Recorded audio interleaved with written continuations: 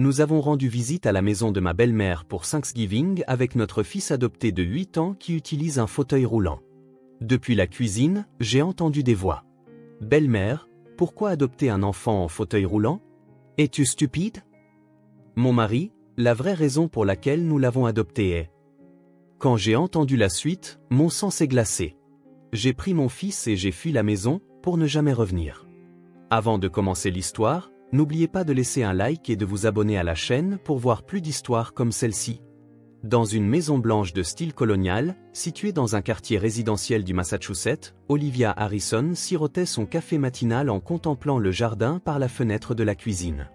Le ciel de novembre était couvert de nuages gris et les dernières feuilles d'automne tombaient de l'érable.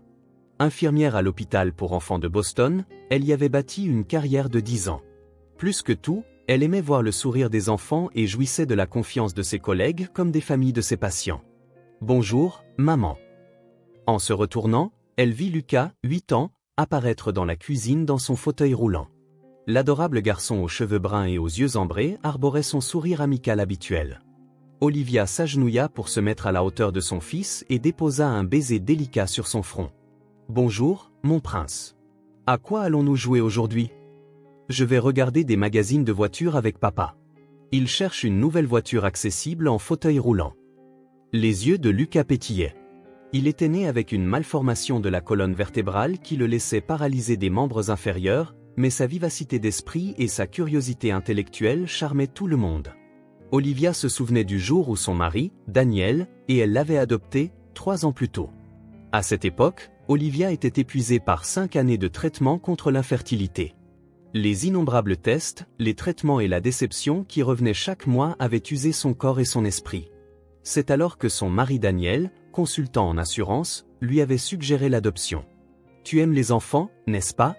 Il doit bien y avoir un enfant quelque part qui attend notre amour. » Encouragé par les paroles de Daniel, il s'était inscrit auprès du système d'aide sociale à l'enfance de l'État. Puis vint cette rencontre fatidique. Olivia se rappelait vivement le jour où elle avait vu pour la première fois Lucas, âgé de 5 ans, à la maison des enfants de Woodside. Un petit garçon en fauteuil roulant lisait un livre d'images. Lorsque le personnel l'avait encouragé à se retourner, il avait affiché ce sourire amical. « Bonjour, je m'appelle Lucas. C'est vous mes nouveaux papa et maman ?» À cet instant, une décharge électrique avait traversé le cœur d'Olivia. Elle fut certaine que cet enfant était le fils qu'elle avait toujours attendu. Daniel fut tout aussi ému. Sans hésiter, ils décidèrent d'accueillir Lucas dans leur famille. « Bonjour, vous deux. » Daniel descendit les escaliers, embrassa sa femme et caressa la tête de Lucas. Grand et doté de traits séduisants, Daniel était connu dans le quartier comme un père idéal, travailleur et dévoué à sa famille. « Papa, montre-moi le magazine de voiture », s'exclama Lucas en tapant dans ses mains. « Bien sûr », répondit Daniel avec un doux sourire après le petit déjeuner. « Olivia, je risque de rentrer tard aujourd'hui. J'ai une réunion avec un nouveau client. » « Fais attention, » dit Olivia en rajustant la cravate de son mari. « Lucas et moi prévoyons d'aller à la bibliothèque cet après-midi. »« Je vais emprunter de nouveaux livres sur les dinosaures », lança Lucas avec enthousiasme. « Je me demande s'ils ont un livre sur le Triceratops. »« Nous en chercherons un ensemble, » dit Olivia en serrant la main de son fils. Tout en préparant le petit déjeuner, Olivia savourait son bonheur. Certes, le handicap de Lucas exigeait des aménagements particuliers dans la vie quotidienne. Des rampes avaient été installées dans toute la maison et la salle de bain avait été rénovée pour accueillir son fauteuil roulant. Elle l'accompagnait également à ses séances régulières de kinésithérapie. Cependant, tout cela était pour son fils adoré, et elle n'avait jamais ressenti cela comme un fardeau. Lucas avait de grandes capacités d'apprentissage et s'intéressait à de nombreux sujets qui dépassaient ceux de son âge: les dinosaures, l'espace, l'histoire. C'était un garçon curieux qui absorbait tout. Il s'entendait bien avec les enfants du quartier et faisait également partie d'une équipe de basket en fauteuil roulant. « Maman, j'ai hâte d'aller chez mamie pour Thanksgiving », dit Lucas en mangeant ses pancakes. « Je suis sûr que mamie sera heureuse de te voir après si longtemps. » La mère de Daniel, Barbara, vivait dans une petite ville de l'ouest du Massachusetts. Lorsqu'ils avaient adopté Lucas, elle avait manifesté une certaine perplexité. Mais aujourd'hui, elle semblait sincèrement se soucier de lui. « Puisque c'est la mère de papa, c'est aussi ma grand-mère, n'est-ce pas? » « Bien sûr, » répondit Olivia en posant la main sur la joue de son fils. « Tu es notre véritable fils. » Daniel acquiesça également avec un sourire. Maman a hâte de te voir, elle aussi. Depuis la naissance de cette famille, 3 ans auparavant, Lucas n'était en rien différent d'un fils biologique pour Olivia. Son sourire, les expressions tendres qu'il affichait parfois, ses yeux pétillants lorsqu'il apprenait quelque chose de nouveau. Tout en lui était précieux. Quand il pleurait à cause de cauchemars au milieu de la nuit, ou lorsqu'il souffrait de fièvre, elle restait à ses côtés, comme l'aurait fait une mère biologique. Après le petit déjeuner, Daniel partit travailler et Olivia passa du temps avec Lucas. Elle l'aida à faire ses devoirs, ils lurent des livres ensemble et firent des courses de fauteuil roulant dans le jardin. Ces moments de paix quotidiens étaient le plus grand trésor d'Olivia. En rentrant de la bibliothèque cet après-midi-là, Lucas devint soudainement sérieux. « Maman, merci de m'aimer. »« Pourquoi me dis-tu ça si soudainement ?» demanda Olivia en poussant le fauteuil roulant. « Mon ami Jacob a dit que les enfants adoptés ne sont pas de vrais enfants, alors on ne les aime pas. » Olivia s'arrêta de marcher et s'accroupit devant son fils. « Lucas, écoute-moi bien. Il n'existe pas d'amour vrai ou faux. Je t'aime parce que tu es toi. Ni plus, ni moins. » Les larmes montèrent aux yeux de Lucas. « Vraiment ? Vraiment. Tu es plus important pour moi que n'importe qui d'autre au monde. » Le soir même, au lit, Olivia raconta à Daniel les événements de la journée. « Les enfants peuvent être cruels parfois, » dit Daniel en passant son bras autour des épaules de sa femme. « Mais Lucas nous a. C'est suffisant, n'est-ce pas ? » « Oui, » répondit Olivia en se blottissant contre son mari. « Nous sommes vraiment une famille heureuse. » La 3e semaine de novembre, la ville commença à se parer des décorations de Thanksgiving. En rentrant de l'hôpital, Olivia s'arrêta au supermarché et parcourut les rayons avec sa liste de courses pour la fête. Des citrouilles, des canneberges, des épices pour la dinde et des noix de pécan, les préférés de Barbara. Elle n'oublia pas de mettre dans son chariot les ingrédients pour sa traditionnelle tarte aux noix de pécan maison. « Maman, tu es rentrée ?» Lorsqu'elle arriva à la maison, Lucas faisait ses devoirs dans le salon. Sa concentration sérieuse sur ses exercices de mathématiques lui donnait l'air d'un petit savant. « Bon retour. Comment s'est passée ta journée ?» demanda Daniel en passant la tête depuis la cuisine. « Je t'aide à préparer le dîner ?»« Merci, mais je m'en occupe aujourd'hui, » répondit Olivia en posant les sacs de courses. « Je dois aussi préparer notre départ pour demain chez ma belle-mère, Barbara. » Ce soir-là, pendant le dîner, Daniel aborda le sujet de Thanksgiving. « Maman a appelé. L'oncle et la tante viendront aussi cette année. »« Ça va être animé, » sourit Olivia. « Lucas, tu vas pouvoir voir tes cousins Emily et Sam, toi aussi. »« Vraiment ?» Les yeux de Lucas s'illuminèrent. Emily voulait voir ma course en fauteuil roulant. Cette fois, je suis beaucoup plus rapide, alors je vais lui montrer. Je suis sûr qu'elle sera surprise. Olivia caressa la tête de son fils. Daniel afficha une expression quelque peu songeuse avant de dire « Maman a hâte de te voir après tout ce temps, Lucas. » Moi aussi, j'ai hâte. La purée de pommes de terre de mamie est vraiment délicieuse. Le lendemain matin, Olivia se leva tôt pour commencer à préparer la tarte aux noix de pécan. Tandis qu'elle se concentrait pour tamiser la farine et pétrir le beurre, son cœur s'apaisa. C'était une recette héritée de sa mère, qu'elle servait à la famille de Daniel depuis le début de leur mariage. Barbara aussi l'attendait avec impatience chaque année. « Ça sent bon ?» Lucas entra dans la cuisine dans son fauteuil roulant. « C'est la tarte aux noix de pécan préférée de belle-maman. Tu veux bien m'aider ?»« Oui !» s'exclama Lucas en tapant joyeusement dans ses mains. Tous deux hachèrent les noix et mélangèrent le sirop avec les œufs. Lucas maniait habilement ses mains sur un plan de travail abaissé pour s'adapter à la hauteur de son fauteuil. Olivia observait le profil concentré de son fils et sentit une chaleur l'envahir. Ces moments simples étaient les plus précieux pour elle. « Maman, on est une vraie famille, n'est-ce pas ?» demanda soudain Lucas. « Pourquoi demandes-tu ça ?» Hier à l'école, Tommy a dit que les enfants adoptés ne sont pas une vraie famille parce qu'ils n'ont pas de lien de sang. Olivia arrêta ce qu'elle faisait et se tourna vers son fils. « Lucas, la famille ne se définit pas uniquement par les liens du sang. Ce sont les sentiments, le fait de rire ensemble, de pleurer ensemble et de se soutenir qui créent une famille. Mais où sont mes vrais pères et mères ?» C'était une question que Lucas posait de temps en temps.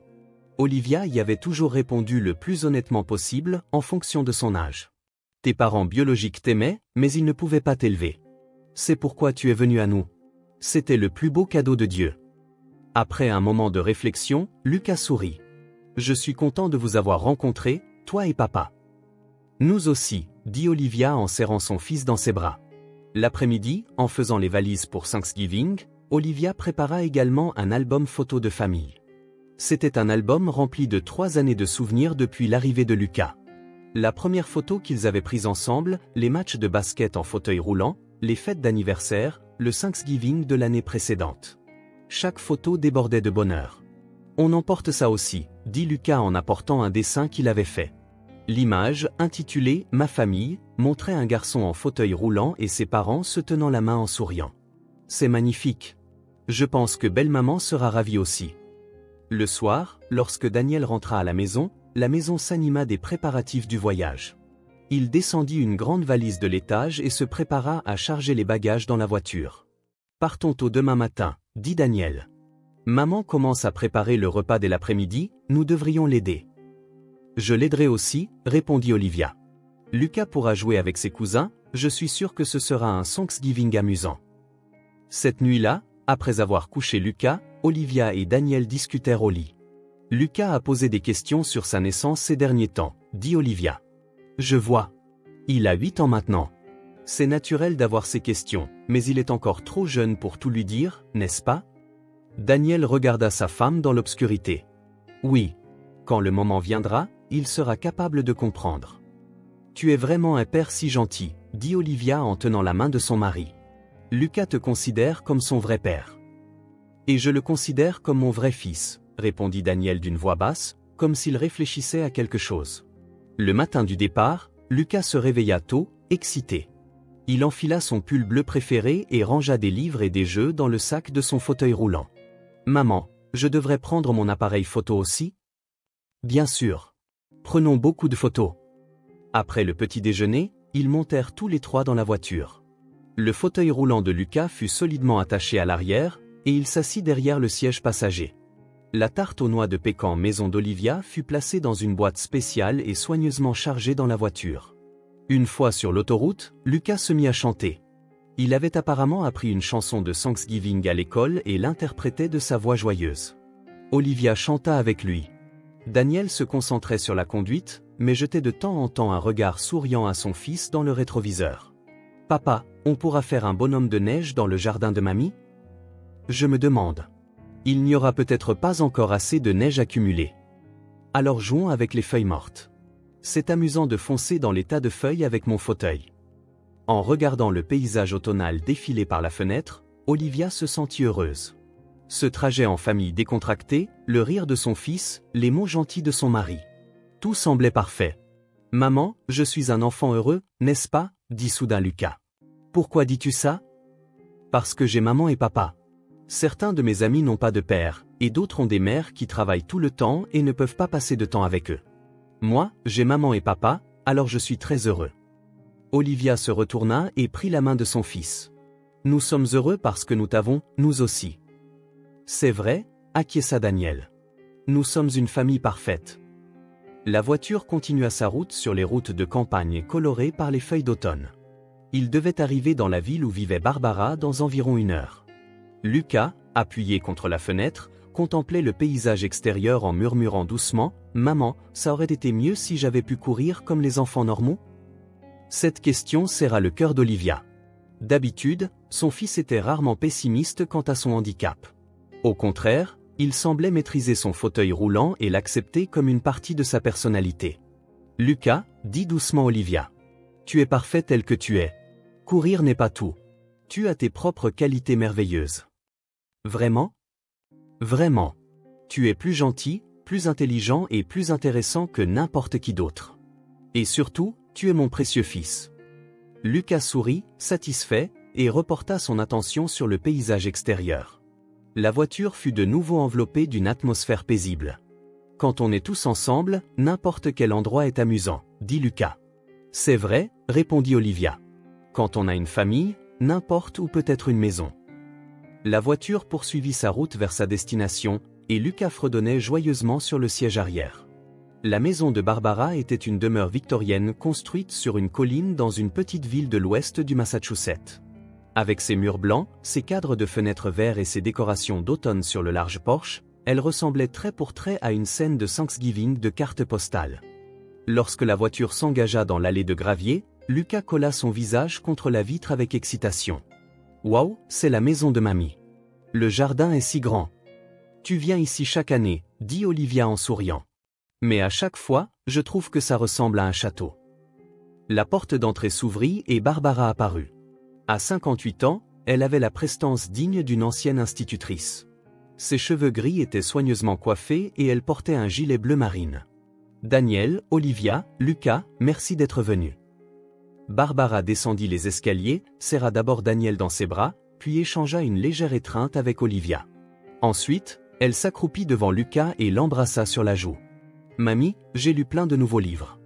Des livres sur les dinosaures et sur l'espace aussi. Oh, quel enfant intelligent. Tu me raconteras tout ça plus tard. » Barbara sourit. Mais il y avait quelque chose de rigide dans son sourire. Après avoir rentré les bagages, la maison s'anima des préparatifs de Thanksgiving. L'odeur parfumée de la dinde rôtie flottait depuis la cuisine et une grande table pouvant accueillir tous les parents était dressée dans la salle à manger. « À quelle heure arrivent les autres ?» demanda Olivia. « Vers 15 heures. Je veux que tout soit prêt d'ici là, répondit Barbara en vérifiant sa montre.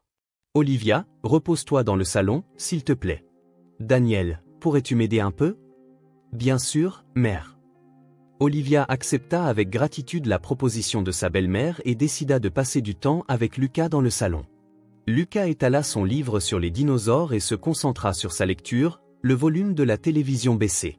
Olivia s'assit sur le canapé à côté de lui et profita de l'après-midi tranquille. Environ 1 heure plus tard, Olivia se leva pour aller aux toilettes. En marchant dans le couloir, elle entendit des voix venant de la cuisine. Il semblait que Daniel et Barbara discutaient.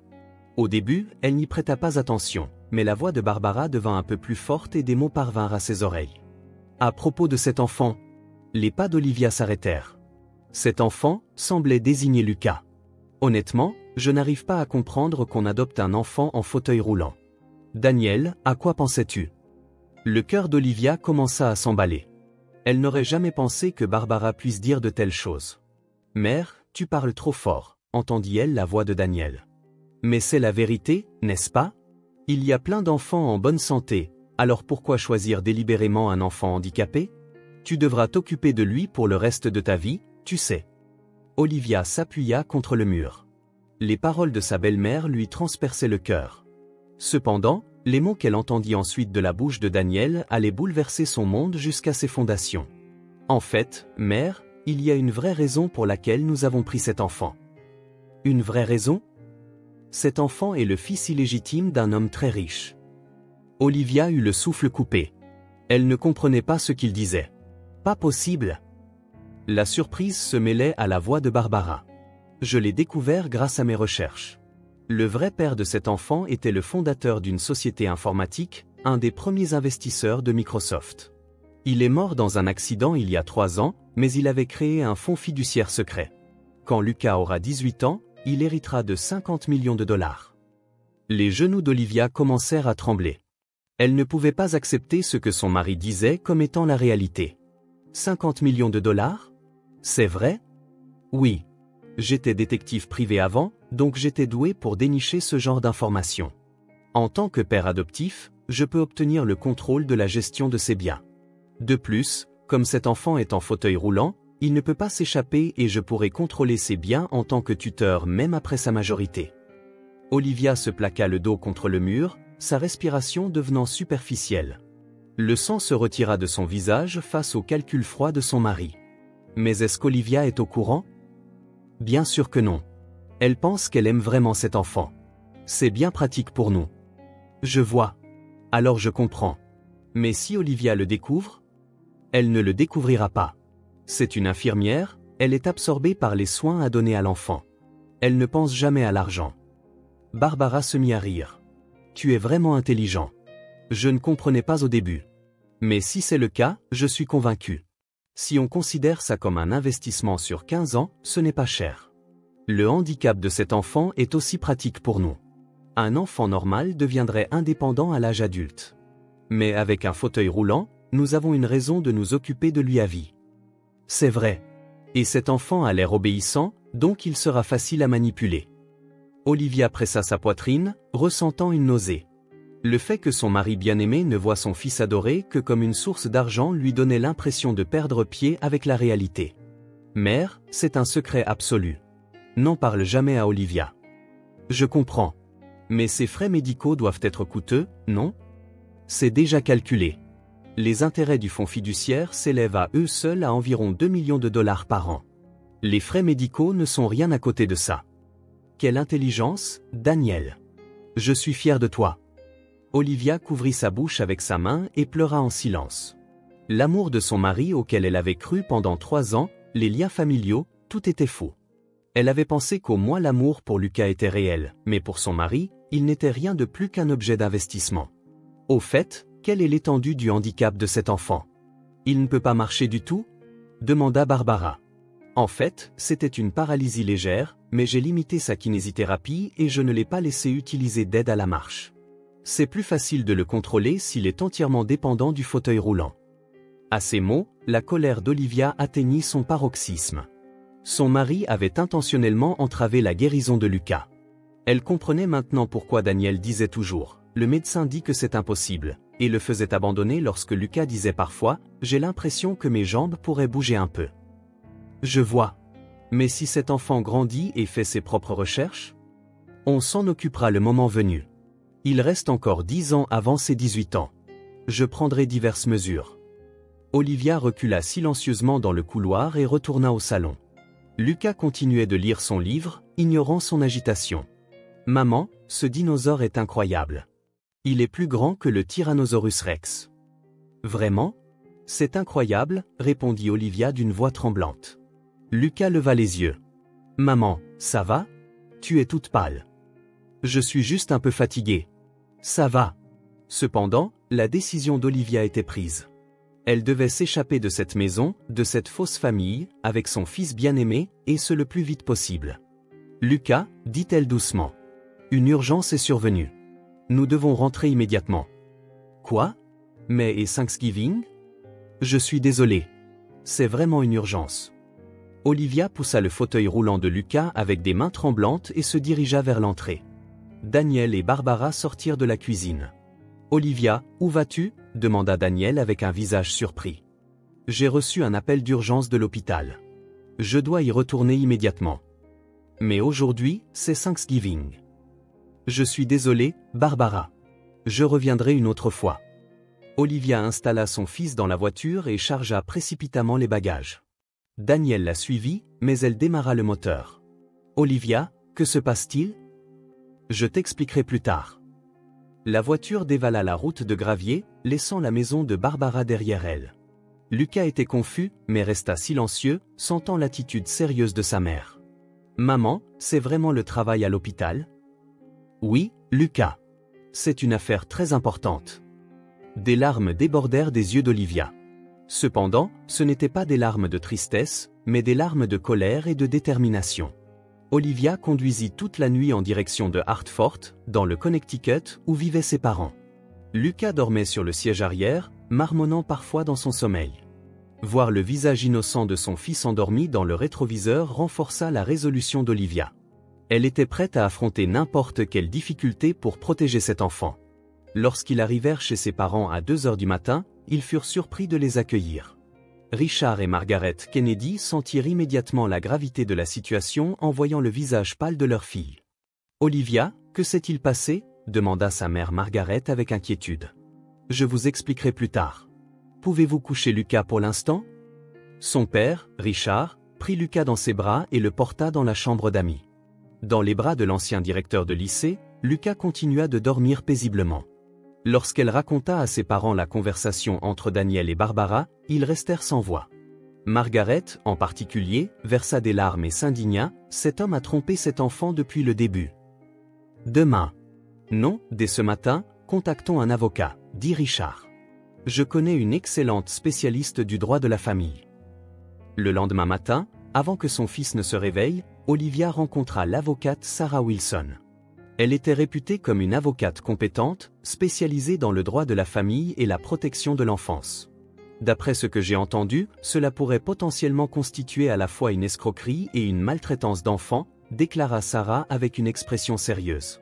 D'abord, nous devons enquêter sur la véritable identité de Lucas. Et examinons également en détail son dossier médical. Combien de temps cela prendra-t-il? Si nous traitons cela comme une urgence, nous pouvons obtenir les informations de base en une semaine environ. Je vais également engager un détective privé. Cet après-midi-là, le téléphone portable d'Olivia n'arrêtait pas de sonner. C'étaient des appels de Daniel. Elle ignora tous les appels et laissa Sarah gérer les réponses. 3 jours plus tard, des résultats d'enquête surprenants furent révélés. Le rapport apporté par le détective privé Tom Harris, que Sarah avait engagé, contenait des informations encore plus choquantes que ce qu'Olivia avait imaginé. Le père biologique de Lucas était bien Michael Ashford, un homme d'affaires qui a réussi dans l'informatique, expliqua Tom. Il est décédé dans un accident de voiture il y a 3 ans, mais il est vrai qu'il avait créé un fonds fiduciaire de 50 millions de dollars de son vivant. Donc, l'histoire de Daniel était vraie, dit Olivia amèrement. En fait, ce n'est pas tout à fait vrai, poursuivit Tom. Le fonds fiduciaire existe, mais le bénéficiaire est Lucas lui-même, et le père adoptif n'a aucun droit de gestion. Le gestionnaire réel est un cabinet d'avocats de confiance désigné par M. Ashford. Daniel avait donc menti en partie. Il connaissait l'existence du fonds fiduciaire, mais soit il avait mal compris qu'il pouvait le gérer, soit il avait menti intentionnellement. Des faits encore plus choquants suivirent. J'ai également examiné le dossier médical de Lucas. Sa lésion de la moelle épinière était en effet légère, et avec un traitement approprié, il y avait une forte probabilité qu'il puisse marcher à l'aide d'aides à la marche. Olivia serra les poings. Donc, Daniel sabotait intentionnellement le traitement de Lucas. C'est ce que nous devons conclure. Selon les dossiers du médecin traitant, le nombre de séances de kinésithérapie était anormalement bas et de nombreux traitements recommandés ont été interrompus en raison des souhaits de la famille. Ce démon, trembla Olivia de colère. Une semaine plus tard, Olivia décida de confronter Daniel avec les preuves. Sur les conseils de Sarah, elle enregistrerait toutes les conversations. Le lieu de la rencontre avec Daniel fut le salon de l'hôtel où ils avaient célébré leur mariage. C'était un choix ironique mais adapté pour une discussion calme dans un lieu public. Olivia, partir de la maison comme ça soudainement. Que s'est-il passé? Dit Daniel avec une expression inquiète. J'ai entendu ta conversation avec ta mère, répondit tranquillement Olivia. Le visage de Daniel se figea un instant. Quelle conversation? À propos du fonds fiduciaire de Lucas. Les 50 millions de dollars. Un silence tomba. Daniel soupira profondément, comme s'il avait abandonné. Alors tu as tout entendu. Que tu utilisais Lucas pour l'argent. Que tu as intentionnellement saboté son traitement. Que tu as continué à me tromper. Olivia, tu te méprends. Me méprendre? La voix d'Olivia s'éleva. Tu as dit qu'il ne pouvait pas s'échapper parce qu'il est en fauteuil roulant et facile à contrôler. Où est le malentendu? Daniel dit avec défi, oui, j'ai pris cet enfant pour l'argent. Mais tu en as profité aussi, n'est-ce pas? Pendant ces 3 ans, tu as été heureuse en tant que mère idéale. Mon bonheur était réel. Mais toute ton affection était fausse. Fausse? J'ai développé des sentiments pour cet enfant, moi aussi. Je ne le traite pas complètement comme un outil. Des sentiments? Olivia se leva. Tu as saboté la guérison de Lucas. Il avait la possibilité de marcher, mais tu l'as délibérément enchaîné à un fauteuil roulant. Tu appelles ça des sentiments? L'expression de Daniel devint froide. Tu es naïve. Comprends-tu ce que représentent 50 millions de dollars? Cela garantit notre retraite et l'avenir de cet enfant. Je ne veux pas d'argent. Tant que Lucas est heureux, cela me suffit. Arrête avec tes balivernes idéalistes, ricana Daniel. Au fond, tu voulais l'argent, toi aussi. Sinon, pourquoi penses-tu avoir choisi un enfant handicapé? À ces mots, la colère d'Olivia atteignit son paroxysme. J'ai aimé Lucas parce qu'il est Lucas. Qu'il ait un handicap ou non n'a aucune importance. Ce n'est que de l'hypocrisie. C'est toi l'hypocrite. Tu as joué le mari et le père aimant pendant 3 ans. Olivia arrêta l'enregistreur et sortit des documents juridiques de son sac. Qu'est-ce que c'est? Les papiers du divorce et les documents de renonciation aux droits parentaux. Et je suis également prête à t'accuser d'escroquerie et de maltraitance d'enfants. Le visage de Daniel devint pâle. Es-tu folle? Si tu m'accuses, le fonds fiduciaire deviendra public aussi. Ce sera désavantageux pour toi. Je m'en fiche. Si nous pensons aux véritables intérêts de Lucas, la vérité doit être révélée. Olivia, attends. Parlons-en. Il n'y a rien à dire. Olivia se leva. Lucas et moi commençons une nouvelle vie. Ne t'approche plus jamais de nous. Cette nuit-là, Olivia se rendit au poste de police avec Sarah et porta officiellement plainte contre Daniel. Les chefs d'accusation étaient l'escroquerie, la maltraitance d'enfants et la négligence médicale. Le lendemain, Daniel fut arrêté. Le journal local titra « Un homme arrêté pour avoir tenté d'escroquer une somme importante à son enfant adoptif ».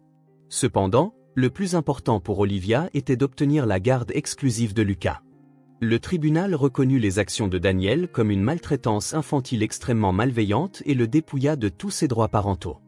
De plus, après avoir contacté le cabinet d'avocats de Michael Ashford, il fut décidé qu'Olivia serait reconnue comme la tutrice officielle de Lucas. La condition était cependant que le fonds fiduciaire soit utilisé uniquement pour l'avenir de Lucas. Maintenant, vous n'avez plus à vous soucier des frais médicaux ou des coûts d'éducation de Lucas, expliqua Sarah. Et surtout, il peut recevoir un traitement approprié. Olivia versa des larmes. Cependant, ce n'étaient pas des larmes de tristesse, mais des larmes de soulagement et d'espoir. Elle avait réussi à protéger son fils et pouvait lui offrir un véritable avenir. Ce soir-là, elle raconta tout à Lucas. Bien que certaines parties fussent difficiles à comprendre pour un garçon de 8 ans, il sentit que l'amour de sa mère était réel. « Maman, papa ne reviendra plus ?» « C'est vrai, mais nous avons un nouvel avenir. »« C'est vrai que je pourrais peut-être marcher ?»« C'est vrai. Cette fois, nous allons te trouver le meilleur traitement. » Lucas sourit dans les bras de sa mère. « Tant que j'ai maman, je suis heureux. » Olivia serra son fils très fort. Un an plus tard, la lumière printanière inondait la salle de rééducation de l'hôpital alors que Lucas marchait prudemment, pas à pas, à l'aide d'aide à la marche. Le kinésithérapeute, le docteur Chen, l'encourageait à ses côtés tandis qu'Olivia observait son fils à une courte distance. « Excellent, Lucas. À ce rythme, tu pourras peut-être marcher sans aide dans quelques mois. » Un large sourire illumina le visage de Lucas, âgé de 9 ans. « Vraiment, maman? Tu as entendu? Je vais vraiment pouvoir marcher. » « J'ai entendu, » répondit Olivia, les larmes aux yeux. « C'est parce que tu as travaillé si dur. » Grâce à l'utilisation appropriée du fonds fiduciaire, Lucas put recevoir des soins de la meilleure équipe médicale du pays.